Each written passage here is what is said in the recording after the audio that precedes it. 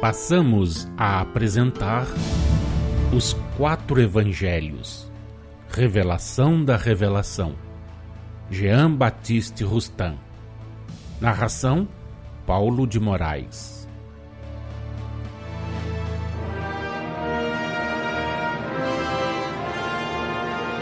Para ser compreendido e, sobretudo, atendido, para que sua missão fosse aceita e produzisse frutos, Jesus teve que velar a sua linguagem, apropriando-a, assim como seus atos, ao estado das inteligências da época, aos preconceitos e tradições que, mediante as profecias da lei antiga, lhe haviam preparado o advento. Teve que os apropriar também às aspirações dos homens e ainda como condição e meio transitórios de progresso, ao objetivo e às exigências das crenças que se desenvolveram durante e após o desempenho da sua missão terrena. Foram essas crenças que fizeram dele sucessivamente um homem como os demais durante todo o tempo daquela missão. Um profeta quando entrou a desempenhá-la publicamente. Depois, terminado o desempenho dela, um homem-deus, atribuindo-lhe a divindade. Homem como os outros, porque revestido do corpo material do homem da terra, porque nascido de mulher. E Deus, porque filho de Deus, fração, ainda que inseparável do Deus Uno, do Deus Criador incriado, imutável, eterno, infinito, igual, portanto, a Deus. Assim é que fizeram o corpo de um homem, corpo finito, circunscrito, conter o infinito. Assim é que fizeram do Deus Uno um homem sujeito à morte, como os que habitam a terra, que submeteram à vida e à morte em um corpo material e perecível como os deles próprios, o eterno, o único eterno, Deus, que é, foi e será imortal desde e por toda a eternidade, que só Ele possui desde toda a eternidade a imortalidade. Tais aspirações e crenças, cuja necessidade, motivo e fim já deixamos indicados, tiveram sua razão de ser como meio transitório e preparatório do advento do Espírito que vivifica, em substituição da letra que mata. Elas serviram, na marcha dos tempos, de campo para os esforços e lutas do pensamento a se agitar nas trevas da letra, para os esforços e lutas das interpretações e contradições humanas, cujos embates fizeram emergir das profundezas ocultas do espírito luminosas centelhas e prepararam o advento do espírito que vivifica e que, levantando o véu da letra, tirando a capa ao mistério, aniquilando o prestígio do milagre, mostrará a luz e a verdade. Foram essas aspirações e crenças que, trabalhadas pelos séculos e fazendo progredir as inteligências, vos trouxeram à era nova do cristianismo do Cristo, a era espírita, que diante de vós se abre. E a revelação espírita, predita e prometida, vem pelo Espírito da verdade que desce até vós por vontade do Pai, glorificando o Mestre, dizer-vos o que Jesus não podia dizer durante a sua missão terrena e, despojando da letra o Espírito, ensinar-vos a verdade que agora estáis aptos a receber. Advertindo-lhes que desconfiassem da letra, disse o Cristo: o Espírito é que vivifica, a carne de nada serve. As palavras que vos digo são espírito e vida, conforme a anotação do evangelista João, no capítulo 6, versículo 63 da sua narrativa evangélica. Foi precisamente o apóstolo João aquele a quem, dentro do quadro que lhe traçou a influência espiritual, coube, por inspiração mediúnica, registrar essas palavras do divino modelo, do bem-amado Mestre. E o apóstolo Paulo, aplicando às interpretações humanas aquelas mesmas palavras, disse: a letra mata e o espírito vivifica. Isso escrevendo na sua segunda epístola aos Coríntios, capítulo 3, versículo 6. A interpretação segundo a letra é a morte, porque conduz ao erro. A interpretação segundo o espírito é a vida, porque conduz à verdade. Mas o reinado da letra, transitório e preparatório do advento do espírito, é e foi previamente necessário, porque a letra é que convém aos povos primitivos, à humanidade nas fases de infância, de puberdade, de adolescência, até aos tempos precursores de sua virilidade, só convindo o espírito aos povos que hajam chegado a tal grau de desenvolvimento que queiram compreender o que devam crer, aos povos para os quais não mais basta a fé cega, que desde então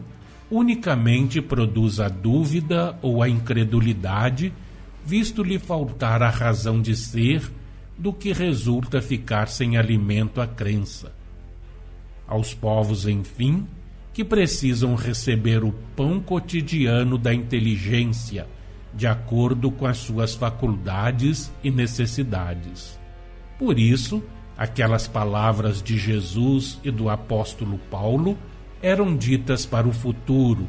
Eram palavras que só em séculos ainda muito distantes se haviam de cumprir. Também por isso é que, em face e em consequência da revelação hebraica e da que o anjo fez a Maria e a José, Jesus, por obra da sua missão terrena, pelos atos que praticou, pelas palavras que proferiu, pelos acontecimentos que formam os pontos culminantes do desempenho daquela missão, tudo dispôs e apropriou, de maneira a servir à época de então e a preparar o futuro para a era cristã sob o império e o véu da letra, a capa do mistério e o prestígio do milagre, e de maneira também a deixar as bases, os elementos, a sanção prévia de uma nova revelação, de uma revelação da revelação, que viesse despojar da letra o espírito para a era atual do cristianismo do Cristo, para a era espírita, sob o império do Espírito.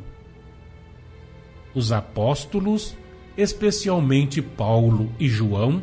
este na sua narrativa evangélica, inspirados pelos Espíritos do Senhor que os assistiam e guiavam no desempenho de suas missões, a fim de que o que tinha de ser dito e feito o fosse, caminharam pelas sendas que Jesus traçara. Jesus proferiu palavras que, em face da revelação hebraica e da revelação do anjo a Maria e a José, em face dos atos que ele praticou e da obra da sua missão terrena, tinham que, na sucessão dos tempos, de acordo com o estado das inteligências, os preconceitos e as tradições, as necessidades e aspirações de cada época, chamar primeiramente a atenção dos homens e ser, como aquelas duas revelações, consideradas segundo a letra. Pronunciou igualmente palavras destinadas a só prenderem a atenção dos homens quando pudessem e devessem ser explicadas em espírito e verdade por uma nova revelação tornada necessária e que viria ao mesmo tempo corrigir os erros de todas as interpretações humanas a que houvessem dado lugar, dentre aquelas palavras, as que tivessem servido de base às crenças produzidas, segundo a letra, pela infância da humanidade. Do mesmo modo, os apóstolos Paulo e João, seguindo os caminhos que Jesus traçara, proferiram palavras destinadas também a fixar primeiramente a atenção dos homens e a ser tomadas segundo a letra, e palavras outras, das quais eles próprios não compreendiam o sentido exato, nem o motivo e o fim com que lhes foram inspiradas, destinadas a só despertarem a atenção dos homens para lhes procurarem o Espírito, quando pudessem e devessem ser explicadas em espírito e verdade pela nova revelação sob o império do Espírito. A missão dos apóstolos, especialmente a de Paulo, consistia em preparar e abrir os caminhos à era cristã sob o império da letra, proferindo palavras cujo espírito, como era mister sucedesse, se conservava para eles velado pela letra e destinadas a servirem de base, de elementos, de meios e de sanção prévia à revelação futura, à revelação da revelação. Paulo e João, como os outros, serviram assim, segundo as vontades do Senhor, àquela época, e prepararam o futuro, cada um nos limites da sua missão terrena, no meio, no tempo e nas condições que a sábia previdência de Jesus dispusera.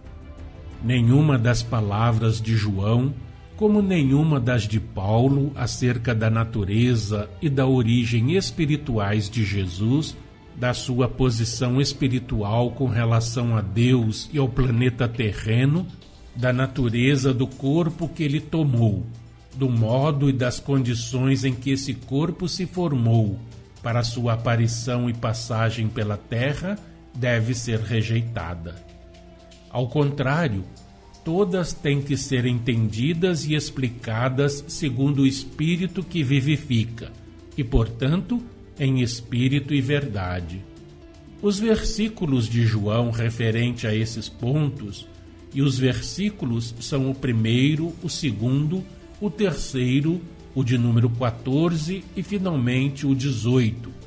Tais versículos precisam não ser isolados das palavras de Jesus registradas pelos 4 evangelistas e das de Paulo dirigidas, de um lado, aos hebreus e de outro, aos gentios.